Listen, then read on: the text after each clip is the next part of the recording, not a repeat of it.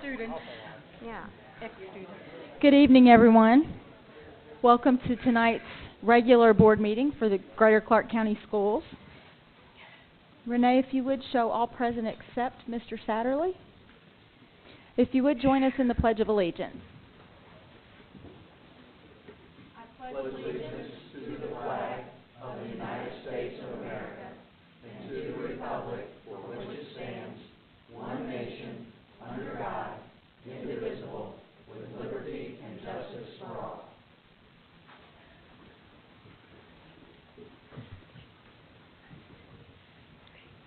Mr. White, would you like to salute North Haven Elementary? I would, thank you.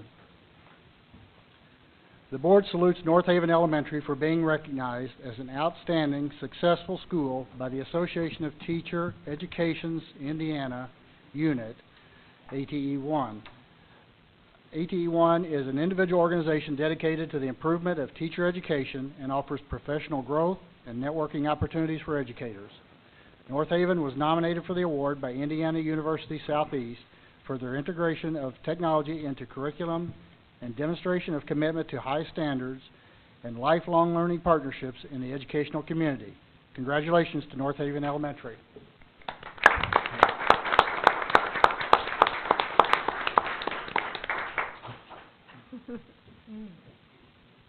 Connie Brady, our principal at North Haven, and again, we're very proud of you and your staff for what you do to support kids, bottom line, on a daily basis. And the fact that it's being recognized by other organizations is a tribute to all the work that you and your staff are doing for our students. So thank you so much. We really appreciate it.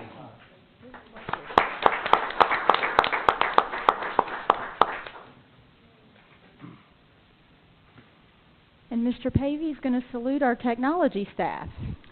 I would be honored to salute the technology staff. The board would like to salute the district's technology department for their endless hours of preparation for the one-to-one computer initiative. These employees prepared and distributed over 700 Chromebook laptop computers to staff in May and over 8,000 to students in July.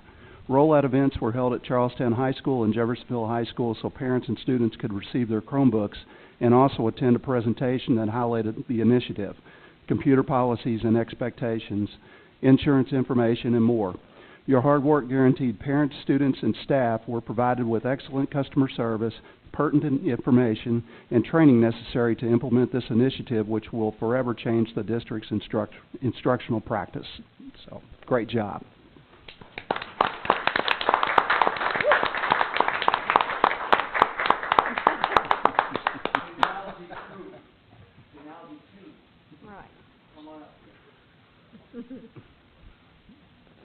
So line yourselves up right across the front here. They probably feel like they've had a target on them. Really?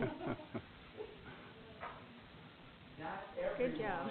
it was an addition of Grandkids. Let me slide in front of you, Scott,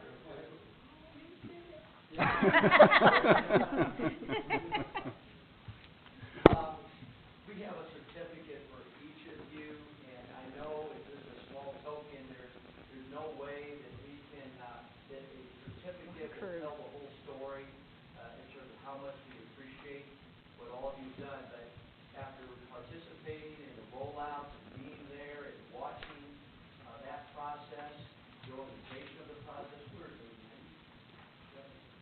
Come up.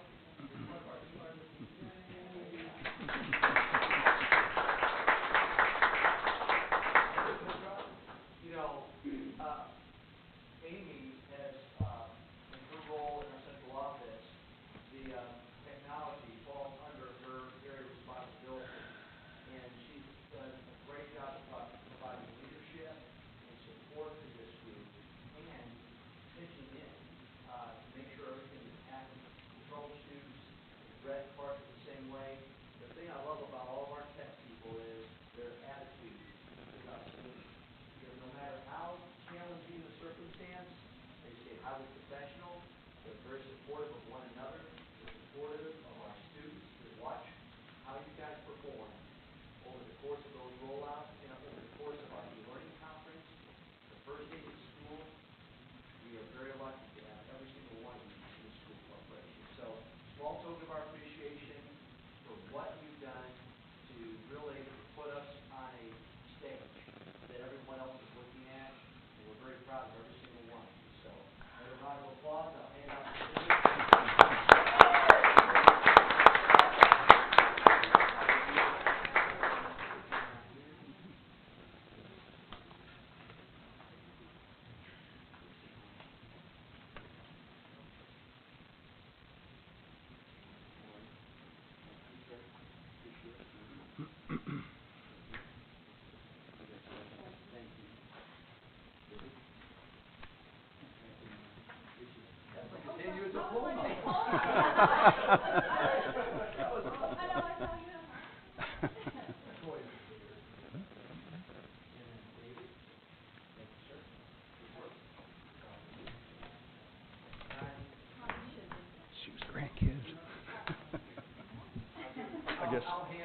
I guess I'll accept that.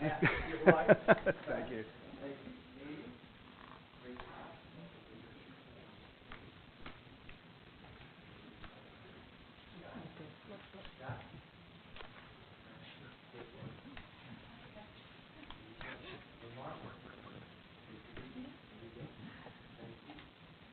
All right, thanks again. Appreciate it.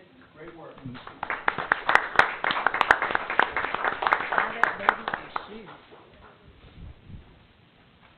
And if everyone would direct your attention to the screen for just a couple moments.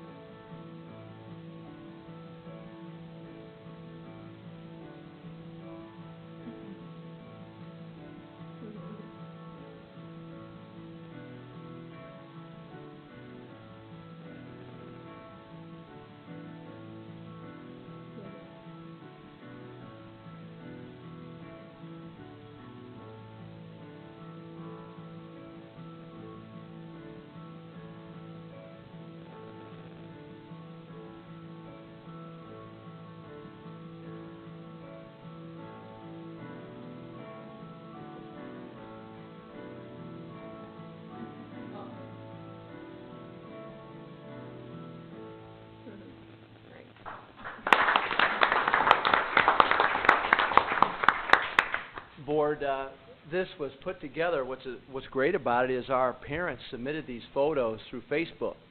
And so Aaron Bajorquez and Daniel Parrish put that together just as a reflection of our first day of school. And again, there's nothing that tells a better story than our students. And so really thankful to both Aaron and to Daniel and the parents who submitted the photos.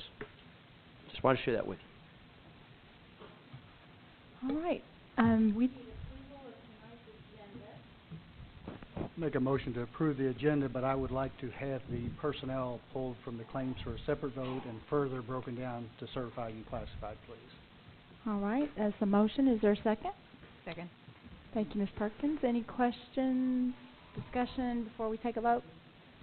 All in favor? All right. That's 6-0. So with that, we'll go into approval of minutes. We've got executive, regular, and special meeting minutes. Is there a motion to approve? So moved. Thank you, Mr. Hall. Is there a second, Mr. Pavey? There'll be a second. Any discussion? All right, all in favor? All right, that's 6-0. Thank you. Any public comments on agenda items tonight, Renee? All right, thank you.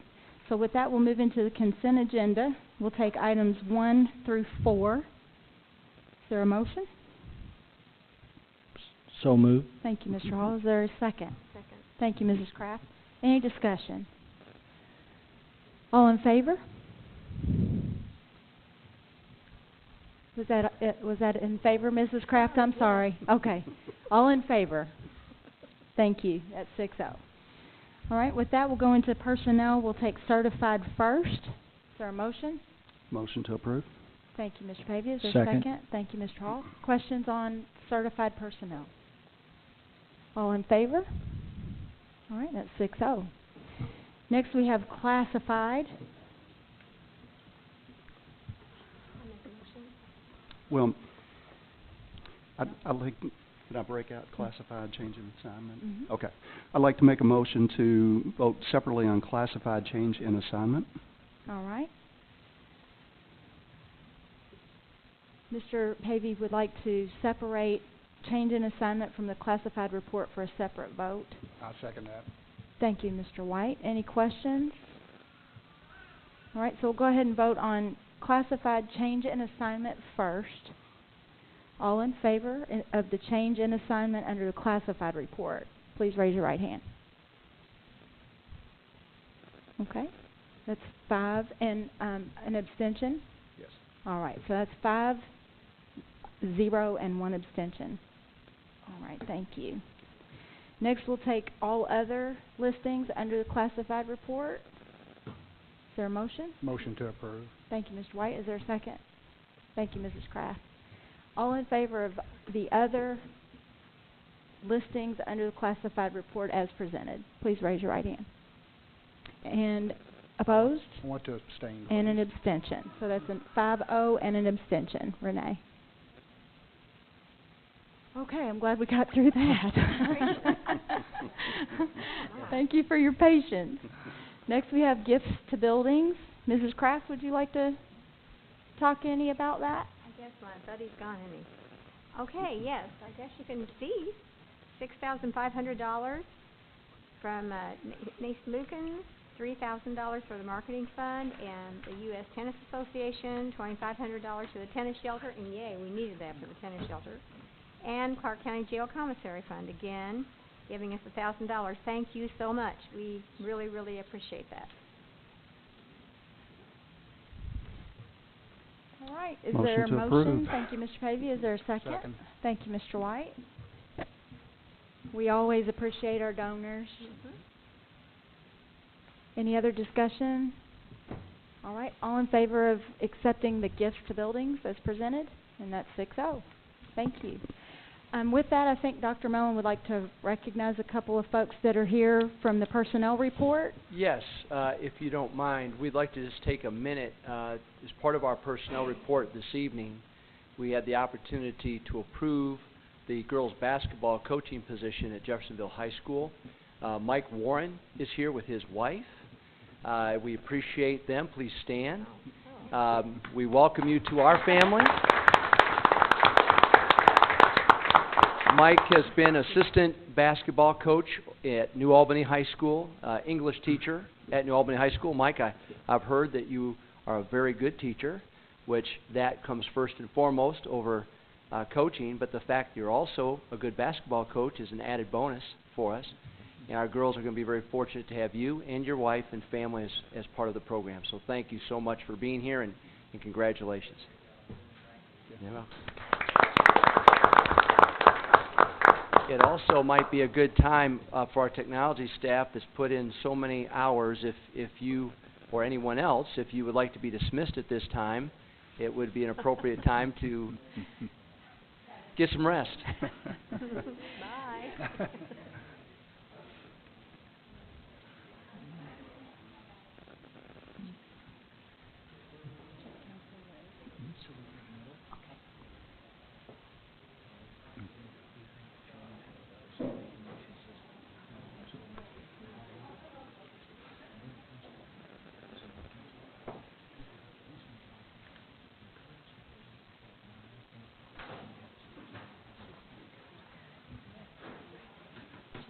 Falling out the door, that's not good. Falling out the door is never good. All right, with that, we'll move to our action items. Ms. Sandy?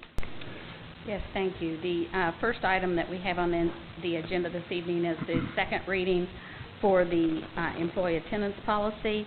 This is the policy that was brought to you on first reading June 18th of this year, and then between that time and now, we have presented the policy to the union representative for para-eds, the transportation department, custodial maintenance, cafeteria employees, and also the teachers. Since the first meeting and the first reading, if you have your policy in front of you, you'll be able to see some revisions that we made. First of all, the pink highlight is current policy language. The blue is language that we had in the policy prior to first reading, and then the yellow was after discussions with the teachers union to try to ensure for the teachers that this was a kinder, gentler version than what we had initially planned.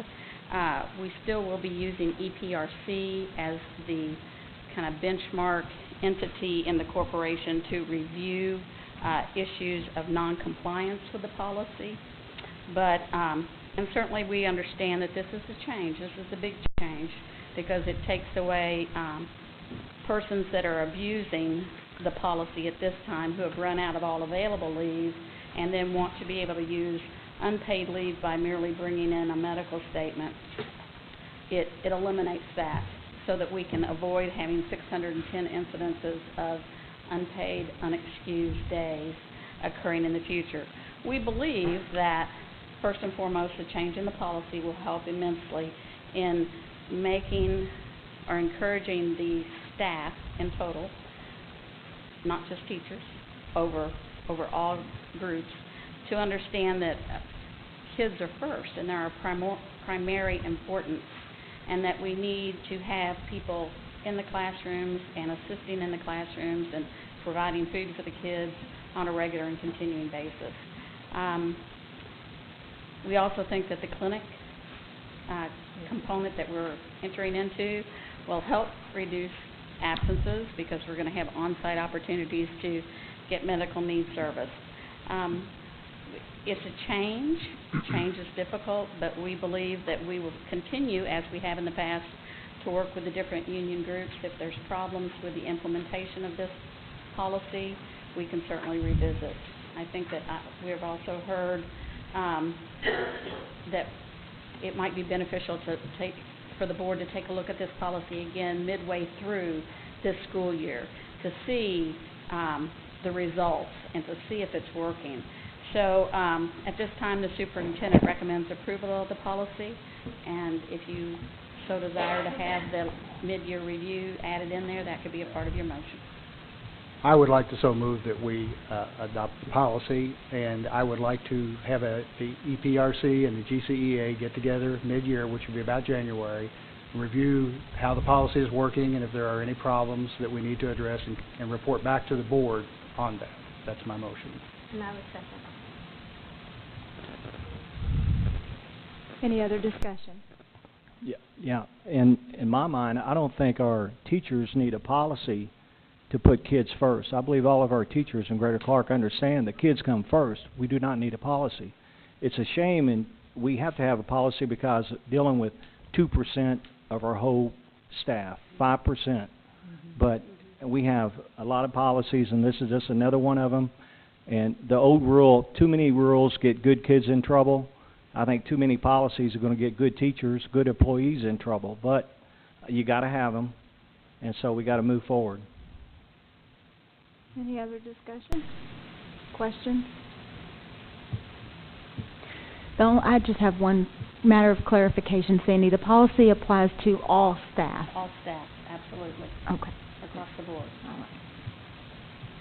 Any further? And this will not prohibit someone, one of our employees, if they run out of their sick leave and personal leave, and they have a true documented medical emergency or medical situation, this does not prohibit them from, There are gonna be processes in place to look at that as compared to abusing it.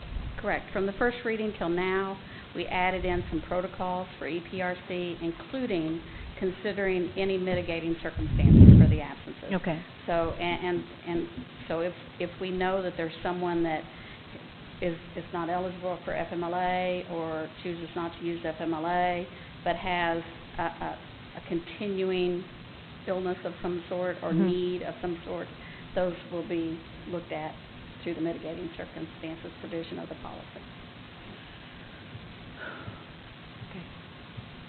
Any further?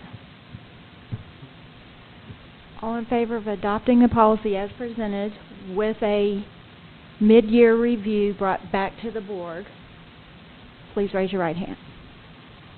And opposed? And an abstention? So it's 5-0 and 1. Paralleling along with that one is the revision to policy 4150, 4250, the leaves of absences. And not as many changes in there, with the exception of the random days absence without pay, even with a medical statement, are no longer considered excused and will be handled in accordance with policy 4150.1. That's the policy you just approved. So if someone, like we said, has a mitigating circumstance that requires them to be off, when they have run out of all their paid time and don't qualify for a leave of absence or something, that's where we will take those into consideration. The yellow highlights are what has changed since the first reading.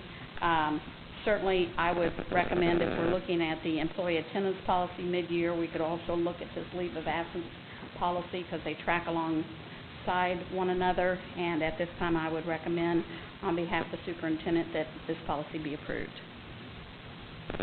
I'll make that motion with the same language that was in the previous motion, please. Is there a second?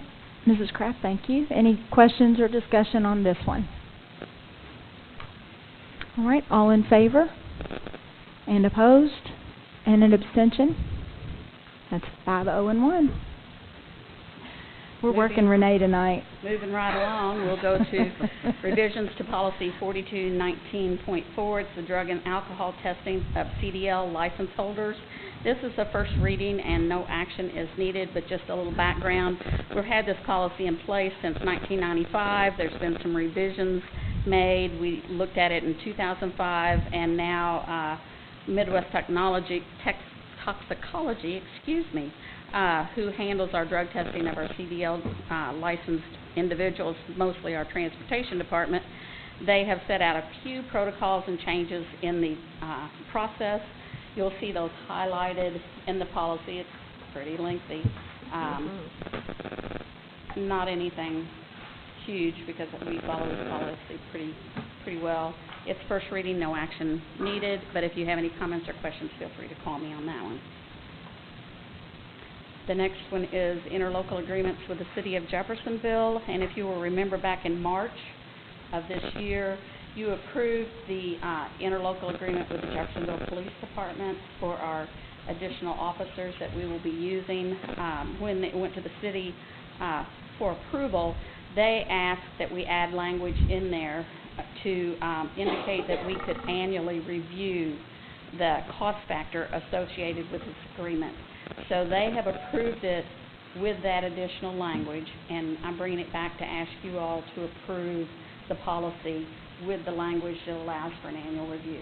So at this time, the superintendent recommends the approval of the addition of the language to the interlocal agreement with the City of Jeff Police Services. So moved. Thank you, Mr. Hall. Second. Thank you, Ms. Teresa. Any questions or discussion? Well, one question, Sandy. I guess I'm a little confused about this agreement. This is a one-year agreement, right? And we're going to do an annual review at the end of the agreement. I mean, is that necessary, or? They just want to look at the costs associated to make sure that they're,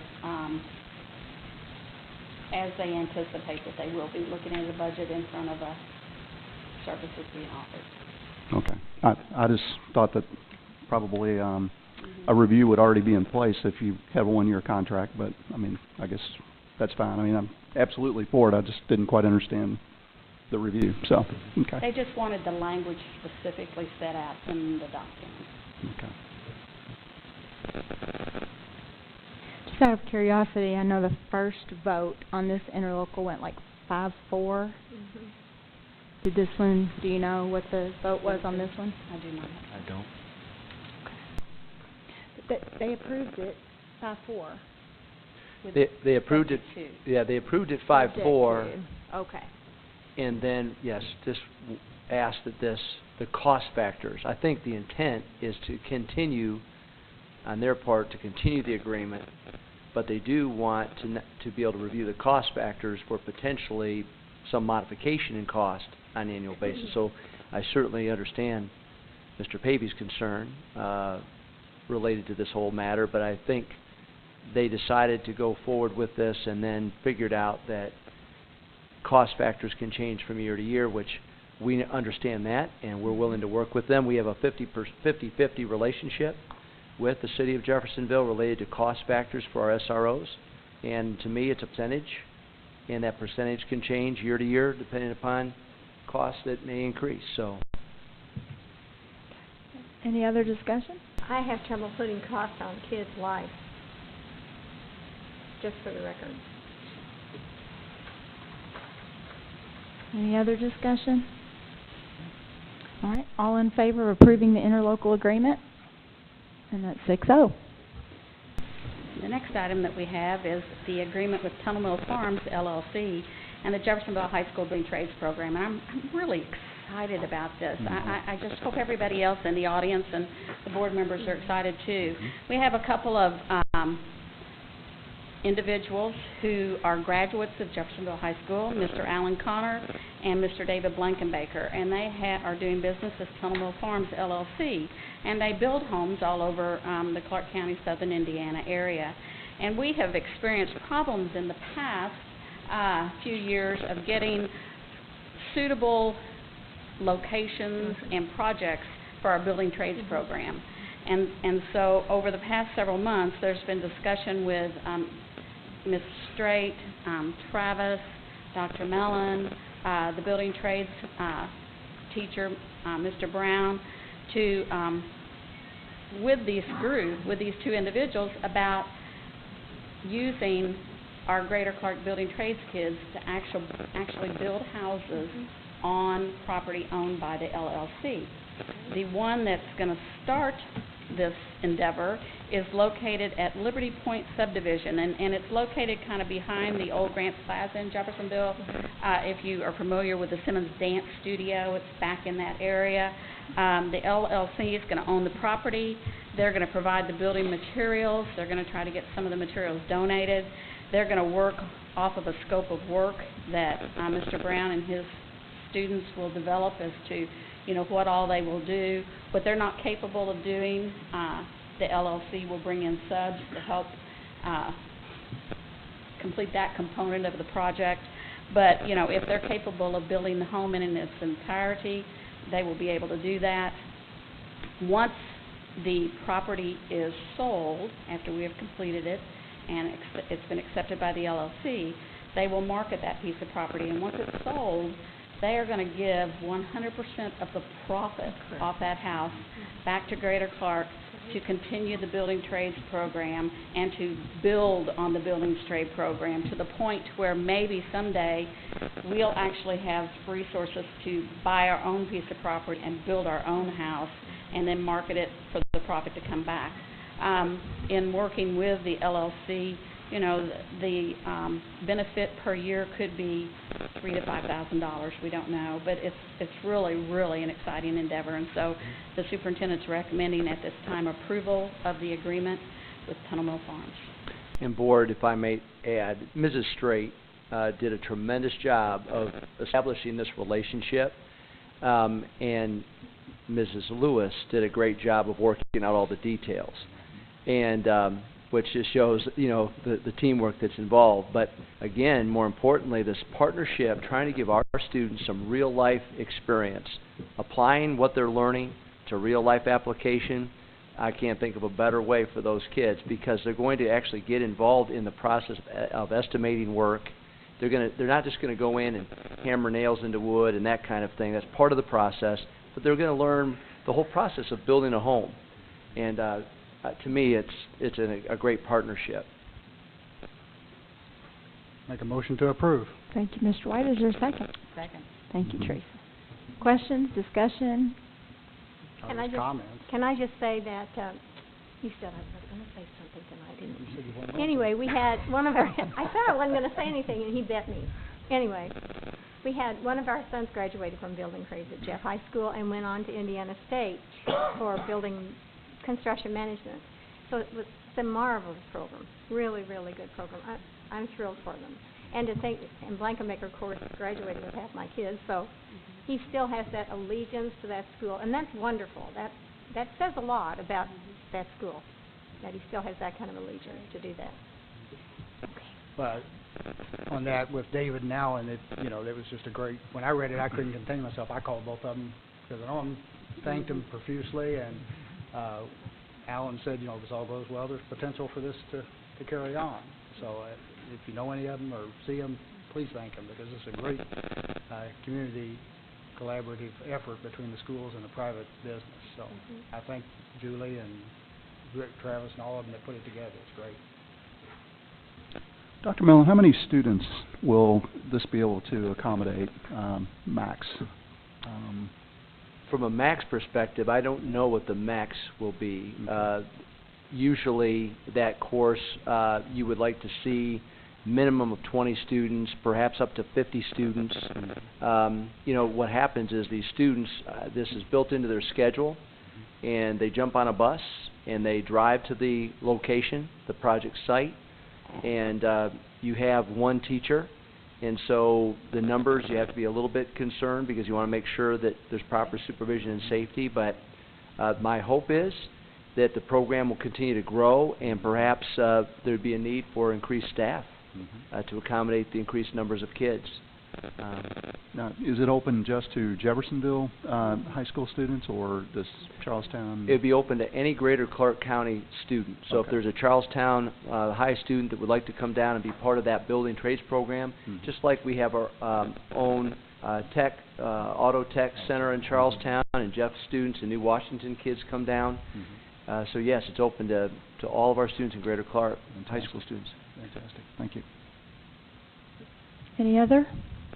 I'm just really excited about this program. I was involved with this program in that other school corporation, and I know what skill sets the kids leave this program with, and I'm very pleased that 2 former Greater Clark County students are giving back to us, and that just warms your heart. It really does.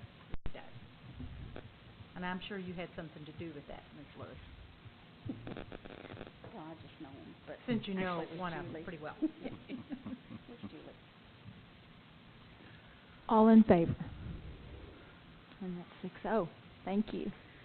Next we have the Affordable Care Act. At least you all get tired of me. This is my last moment up here. So, the Affordable Care Act, the Patient Protection and Affordable Care Act, it actually doesn't implement until 2015, but we kind of wanted to get a jump out there because if in the implementation of the Affordable Care Act we were to decide to fund health care in a manner that's a little unusual or different than what the protections of the Act provides, we've been told that in the past, if you kind of deviate from, the way the language of an Act is, when the State Board of Accounts comes in and audits, they will hold school personnel, like our CFO, personally liable for any fines and penalties in association with the violation. But the State Board of Accounts has issued an opinion that they don't believe the general guidelines of the Affordable Care Act apply, and that they are controversial, mandated, and complicated laws. So they believe that the governing boards of school corporations should adopt a resolution declaring that if we were to decide at some point not to comply with the Act, then the State Board of Accounts would take the position they might fine Greater Clark if we were in violation as a corporation, but they would not fine or hold the employees that oversee those decisions personally liable. So we're asking that since we're being suggested by the State Board of Accounts to make this resolution, we have prepared it in compliance, and we are asking that it be approved at this time. Is there a motion? So moved. Thank you, Ms. Teresa. Is there a second? Second. Thank you, Mr. Pavey. Any questions, discussion? All in favor? All right, 6-0. Thank you. Thank you, Sandy. I'm glad you passed that one, because I was going to hope that the State Board of Accounts took American Express so I can get the 1% cash back. Anyway, that's one. That's one. Maybe we need to retract that. Just want to let you know, on the July 9th, 2013 board meeting, we canceled, with board permission, 5 Honeywell contracts. 3 of them are expiring October 1st, 2013. One will expire February 14th of 2014, and the last contract ends April 1st of 2014. With that in mind, we need to get our contract ready to go with Harshaw Train. And in your package, you have the contract. Sandy's already looked at it, and we're asking for a 1-year contract for 400 hours at an annual cost of $48,000. We feel that we'll save about $100,000 over the Honeywell contract, and we're asking permission to proceed with this. Is there a motion? Mrs. Kraft, thank you. Second? Second. Thank you, Mr. White. Question? Yeah, what was the approximate savings of $100,000? What's that based on? Based on how we've used them in the past, there's so much per hour that they charge, and we know how many hours approximately we use for Honeywell. Honeywell. Mm-hmm. Other questions?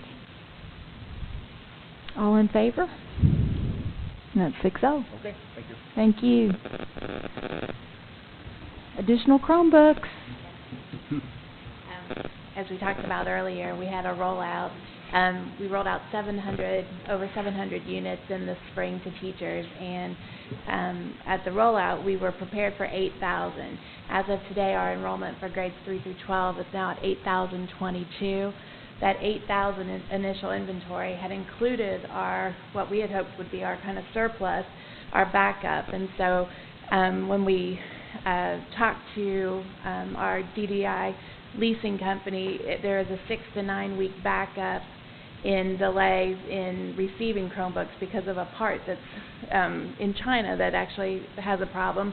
But we were able to work with another vendor, Matrix, who was able to get us an additional 430 Chromebooks within about a 4-day period. So what we'd like to do is go ahead and ask the board for approval to make that purchase. And what that will give us is it'll provide all of the students at this point our increased enrollment, and then we will also have our surplus for backup.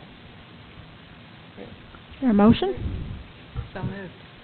Is there a second? Second. Questions, discussion?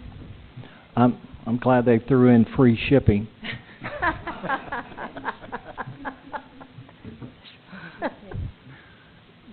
Any other discussion? Or comments? All in favor? 6-0. Thank you. All right, we're at board reports and requests. Mr. Hall, do you have anything? No. Teresa? Jerry? No, thank you. Miss Nancy? Thank you. I've said enough, I think. Mr. Pavey? No. All right, well, with that, any public comments? All right. Well, we'll move right on into board comments then. Mr. Hall, anything to close out the meeting? Just want to say something. Every morning I have a routine I go through. Take a shower, get out, get ready for work. Last Thursday, and I have a news station I always like to watch, 32. Got a couple of women on there to kind of get you going in the morning. Well, last Thursday, after trying to get ready, I look up and Dr. Mellon's on TV. Screwed up the whole morning, but the man did a great job, and got everybody off to a good start, and he did an outstanding job. Thank you, Tony. I appreciate that. How do I follow that? Yeah. You know, he talked about taking a shower and Yeah, the beginning of school this year has just been incredible.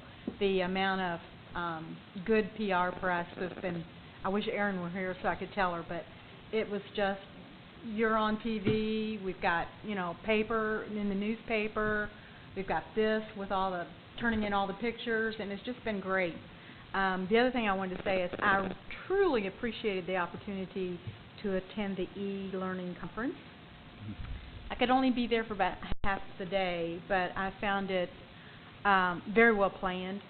I really liked the keynote speaker and the little guy that came up there. What was his, Matthew? Matthew. It was just an uplifting day. I went to sessions, and the teachers were very engaged and very excited about this new process. So I want to thank you very much. Mr. White? I don't have anything, thank you. Thank you. Ms. Pavey? Nothing.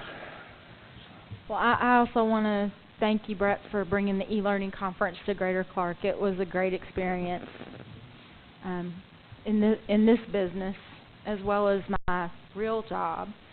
I attend a lot of conferences, and it was very well put together. And listening to an 11-year-old get up in front of a crowd of 500 people and speak with no nervousness, no hesitation, that was motivational to me. So thank you, very well put together. There's a whole lot of really great things going on in Greater Clark, and I personally just want to thank all of our cabinet for all the work you're doing. I don't know that you all hear that enough.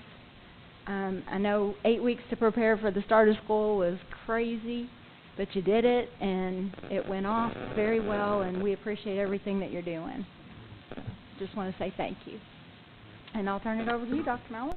Just a couple of final comments. Hopefully you'll notice the back of the room over the podium, our new logo signs have been put up all over our district, all over the ad building. There's one behind this screen, by the way. But again, I think the new logo, which a lot of credit for that goes to this board for the concept and ideas moving forward. Business cards, letterhead, the whole thing. So definitely moving forward and setting that tone. The first days of school, I'm very proud of all of our staff, especially with the school year starting 2 weeks before it usually does. It really put a great deal of pressure on everyone in our school corporation to get the buildings ready, to get the buildings ready for students. Our people stepped up and did everything that it took to make sure that that first day went about as smoothly as it can go. And frankly, board, at this point, our enrollment, as Mrs. Schellenberg mentioned, is up. And the past 6 years, we've had enrollment declines of over 100 students per year.